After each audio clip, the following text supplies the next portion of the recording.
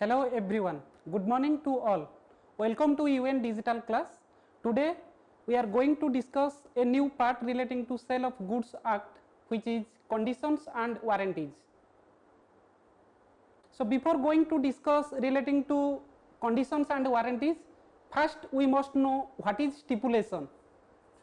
While making a contract of sale of goods, the buyer and seller enters into some terms and facts of the contract, which is known as stipulation. The stipulation may be of two types, that is condition, second one is warranty. So at the time of making contract of sale relating to buyer and seller, when buyer and seller they makes contract or they enters into a relationship for sale of goods, in that case they must enter into some terms, conditions and facts relating to that sale of goods, and that terms, facts or conditions are known as stipulation. This stipulation may be of two types. The first one is condition, second one is warranty.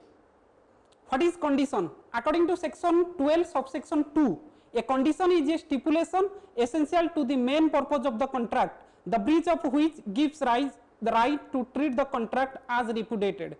A condition in a contract of sale of goods is of fundamental nature for breach of which the buyer can repudiate the contract and can claim damages. So we must have to discuss relating to that, the condition that is mentioned under section 12 subsection 2 of Sale of Goods Act. So that means a condition is a stipulation essential to the main purpose of the contract. So condition is relating to the main purpose relating to the contract of sales, where any type of a problem will arise, the buyer can repudiate the contract as much as possible and claim necessary damages for the problem made by the seller.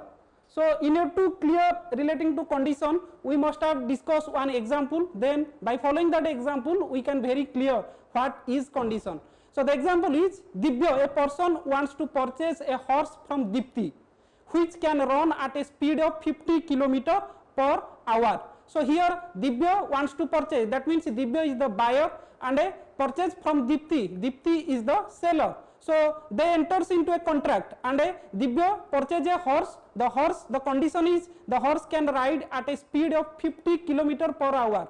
Dipti shows a horse and says that this horse is well suited for you. So out of several horses, Dipti shows one of the horse to Divya and says that this horse is particularly suitable for you. That means this horse can run at a 50 km speed per hour. And as per the proposal made by the Dipti, Divya buys the horse.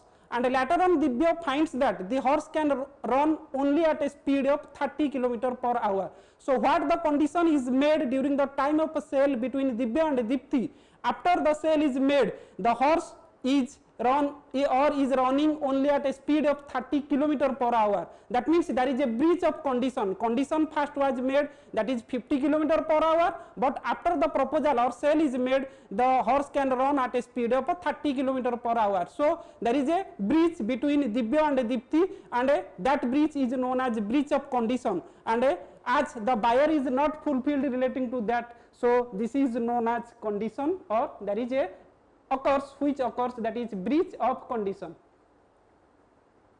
The second one is warranty. This is defined under section 12 subsection 3 of Sale of Goods Act. A warranty is a stipulation collateral or which is additional to the main purpose of the contract, and the breach of which gives rise to claim for damages only, but not right to reject the goods and treat the contract as repudiated. So relating to warranty, so first it is defined under section 12 subsection 3 of Sale of Goods Act, and the warranty signifies that is collateral or which is called as additional to the main purpose of the contract.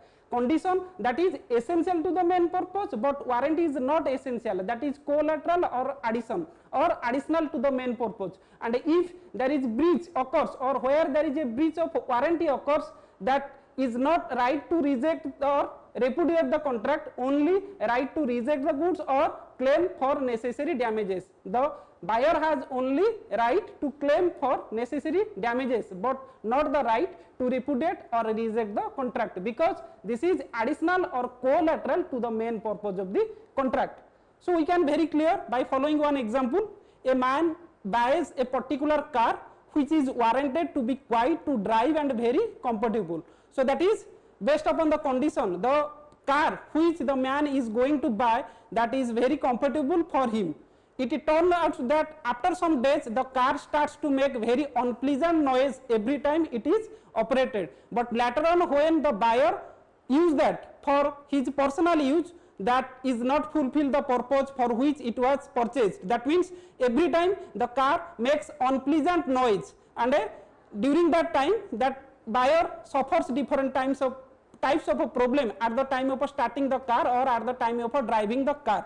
Also sitting inside it is also not very comfortable, so neither the car makes comfortable or that makes sound properly. So in that case the buyer's only remedy is to claim the damages. This is not a breach of condition, but rather that is a breach of warranty, as that not makes comfortable or there is a noise sound. So in that case the buyer only claim for damages only, not reject the goods or not return the car to the seller. So rather a breach of warranty, because the stipulation made by the seller was only collateral or additional to the contract. As the stipulation is collateral or additional to the contract, so the buyer has no right to reject the goods, only right to claim for damages or right to claim for repair. So next we are going to discuss what is the basic difference between conditions and warranty. The first one is, condition is an essential stipulation of the contract which must have been fulfilled for the performance of the contract, but warranty is collateral to the main purpose. So this is relating to contract formation. Condition is essential to the main purpose, but stipulation is collateral to the main purpose or additional to the main purpose.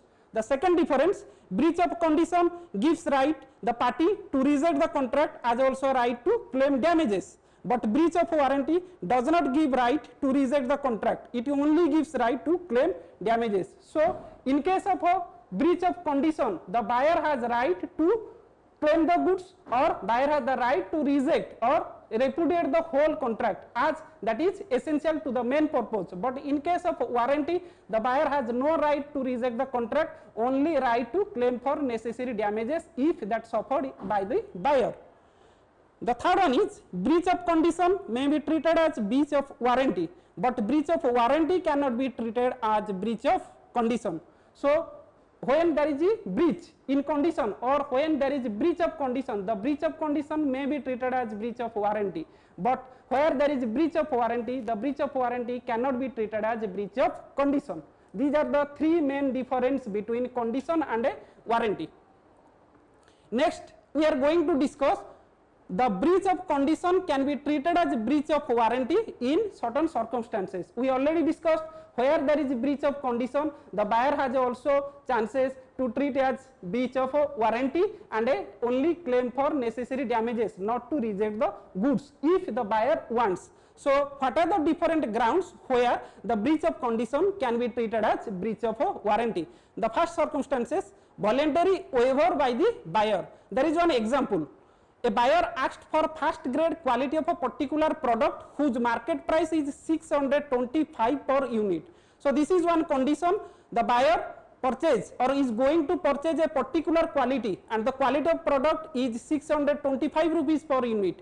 But during the time of a contract of sale is made, the seller supplied second grade quality. Instead of a first grade quality, the seller is going to supply or already supplied second grade quality and whose market price instead of 625, that is 620 rupees per unit. So here there is a breach of condition as to quality.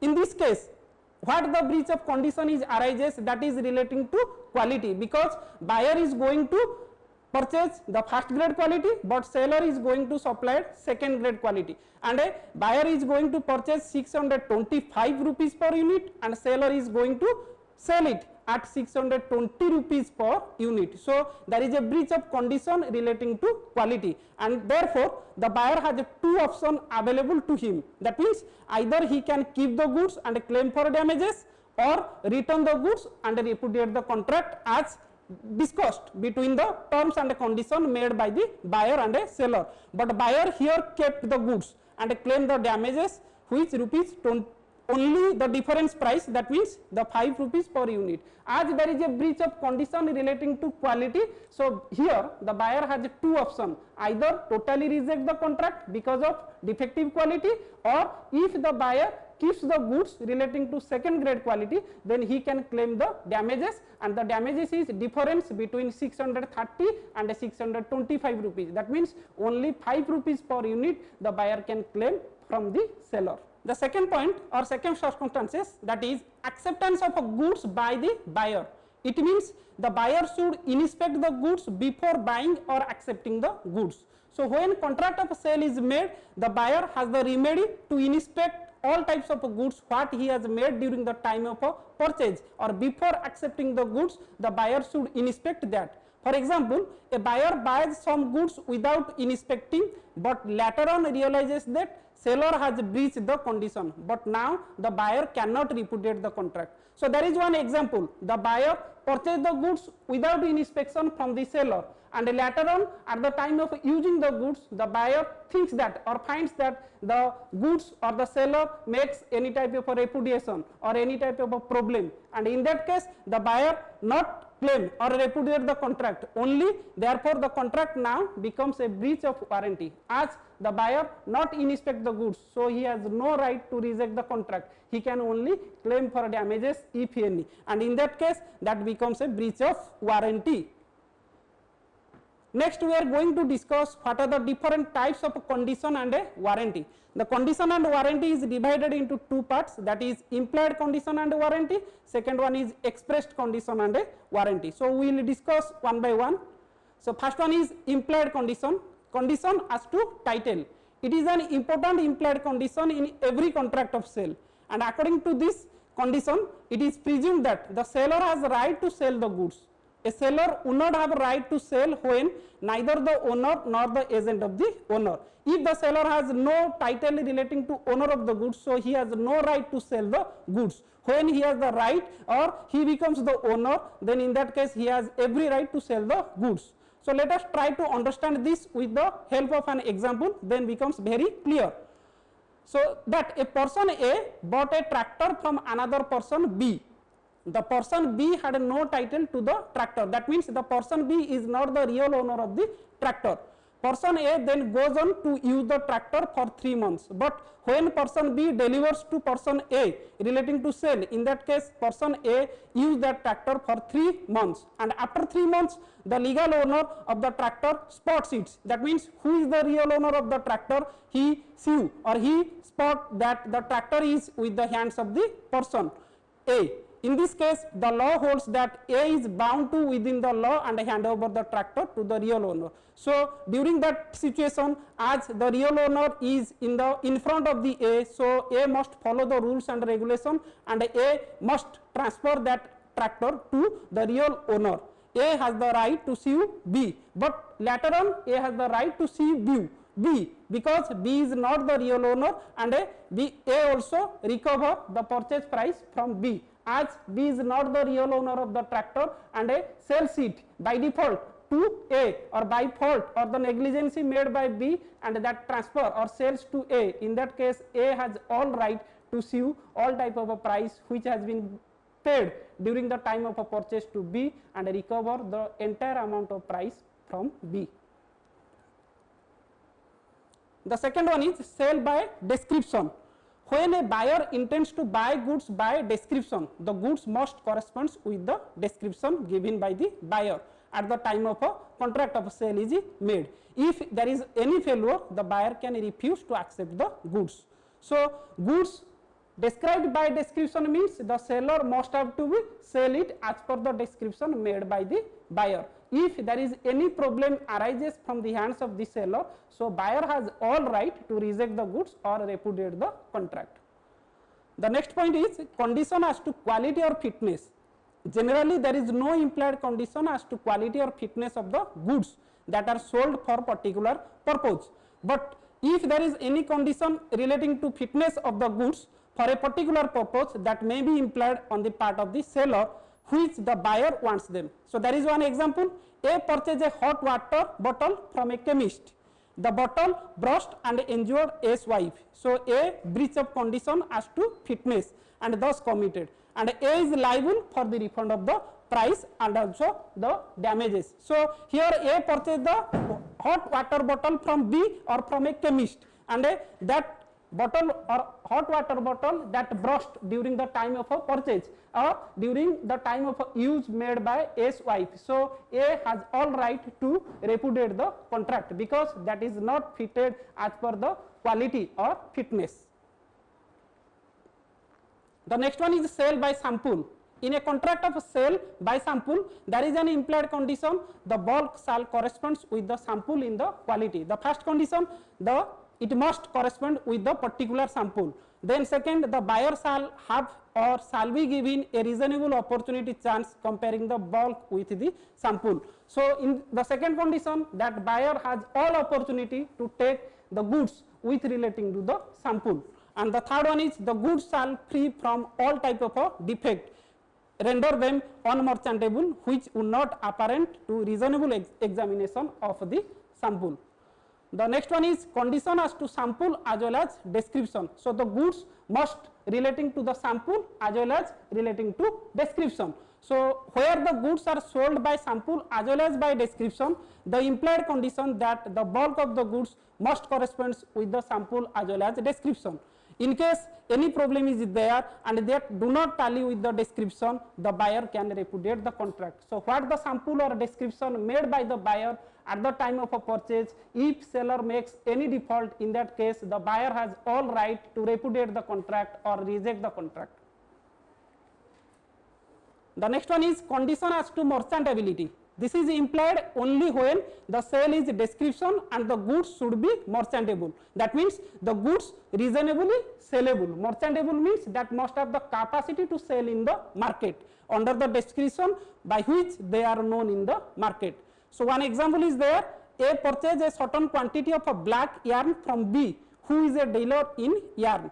A finds that the black yarn to be damaged by white ones. So, in that case, that particular yarn is not eligible for tradable in the general market and the condition as to merchantability has been broken, and here A is entitled to reject the contract and A takes all types of damages from B as it is not merchantable or sellable as per the terms and condition in the general market. Then the next one is condition as to wholesomeness. In the case of eatable, there is another implied condition that goods are wholesome in addition to implied condition as to merchantability. So, one example, A supplies B with milk.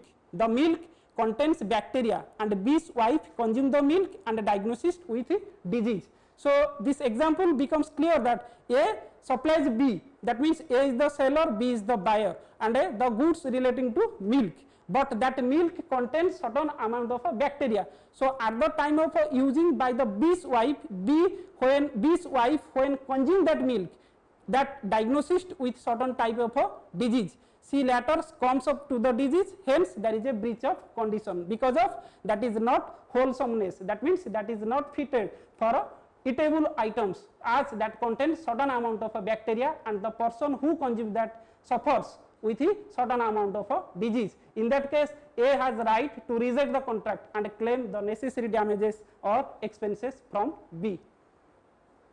The next one is relating to implied warranty. So, the first one is warranty as to quiet or undisturbed possession. Once you buy the goods, they should not taken away from you. That means when the buyer purchased the goods from seller as per the terms and condition and paid the total price, in that case the seller has no right to take back the goods from the buyer. This warranty means that the buyer should have and enjoy quiet possession. So, here the buyer having all quiet possession for using that goods.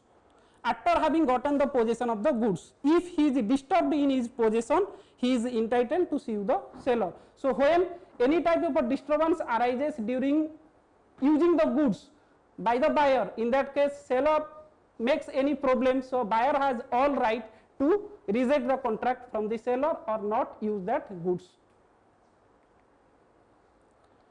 The second one is warranty of freedom from encumbrances. This is one implied warranty which maintains that goods are free from all type of encumbrances or charge from any third party who has not been introduced to the buyer before or at the time of contract of a sale enter into. So, one example, a person A pledges his computer to another person B against a loan of 30,000. So the loan was made for a sum of rupees 30,000 and that is by way of a security of a debt or security which is relating to computer. A also promises B that A will produce the laptop and give it to B the next day, but later on A goes on to sell the laptop to C, who is unaware about the case. So by keeping the laptop as a debt, A wants to take the loan of rupees 30,000, but without keeping that laptop as a debt or security, A sells that to C and who is not aware about the terms of the contract. So in that case there is a default made by the buyer, and in that case the seller has all right to claim the necessary expenses. So that is mentioned, C can ask A to clear the loan immediately or clear the loan by himself or herself and then proceed to file a case against A. So here C makes all type of claims relating to A or against A and claim necessary damages whatever C has suffered as a type of loss.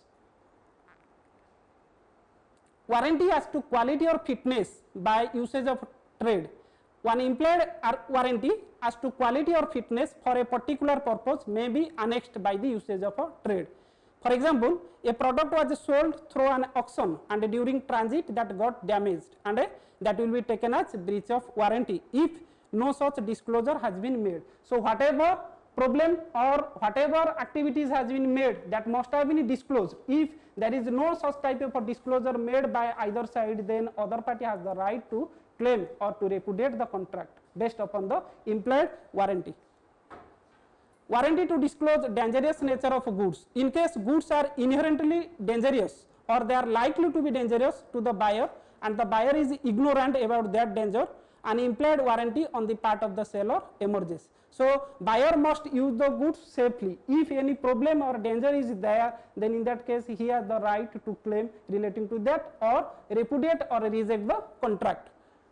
On the part of the seller emerges. The seller must warn the buyer duly about the dangerous nature of the goods if any. In case breach of this, the seller will be liable. So all type of dangerous or problem relating to goods if any, the seller must disclose at the time of sale. If that is not disclosed, then buyer must repudiate the contract and claim the damages. Then the last part relating to condition and warranty, that is caveat emptor. What is the doctrine relating to caveat emptor? So this is a Latin word that signifies let the buyer be aware. Means that ordinarily a buyer must buy goods only after satisfying himself of their quality or fitness. If he makes a bad choice, he cannot blame the seller or can claim damages. So it is not the duty of the seller to disclose everything at the time of a sale. The buyer must aware about the goods and inspect the goods relating to condition, quality, fitness, merchantable, everything.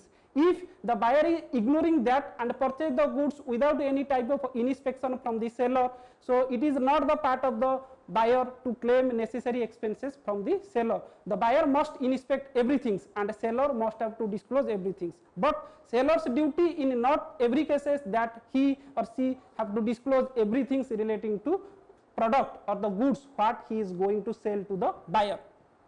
In other words, it is not the part of the seller's duty in a contract of sale to give the buyer an article suitable for particular purpose unless such purpose is made known to the seller.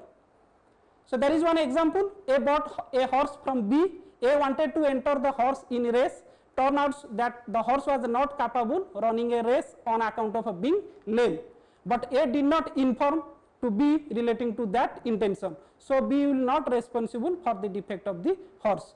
A is going to buy the horse. A having an intention that the horse is suitable for running a race, but A is not going to disclose that to B. In that case, A cannot make any type of damages if the horse is going to run not properly or if the horse fits or disclose that the horse is lame. If the horse is lame and in that case A is not disclose everything, in that case A did not claim all type of expenses from B because B will not responsible for the defect of the horse, and this is known as doctrine of caveat emptor. So there are certain exceptions relating to that doctrine of caveat emptor. The first one is fitness of the product to the buyer's purpose. That means if the product which has been purchased by the buyer and if that fits relating to the purpose of the buyer, in that case the buyer cannot make any type of compensation or damages from the seller, and the doctrine of a cavity emptor in that case will not apply. The second one is goods purchased under brand name. When the buyer purchases a product under a brand name or trade name, the seller cannot be held responsible for the usefulness or quality of the product, as the product purchased under brand or that is traded name. So seller is not disclose everything because that is relating to particular brand or particular trade, and the seller is not liable for any type of a compensation if buyer has suffered. The third one is goods sold by description. When the buyer buys the goods based on description, there is one exception. If the goods does not match with the description, in this case seller is responsible. Goods purchased must correspond with the description. If it is not suitable for that or not fit that, in that case seller is responsible relating to that goods. Usage of trade. There is an implied condition or warranty about relating to the quality or fitness of the goods or product. If seller deviated from that, in that case the doctrine of cavity emptor must apply. There is one example: A bought goods from B in an auction of the contents of ship, but B did not inform A relating to that contents, and in that case the rules of a doctrine of cavity emptor will not apply here. The goods of merchantable quality. This is mentioned under section 16 subsection 2, which deals with the exception of a merchantable quality. Merchantable quality means that must have eligible or tradable in the general market. If it is not suitable relating to that, then the buyer must claim compensation from the seller.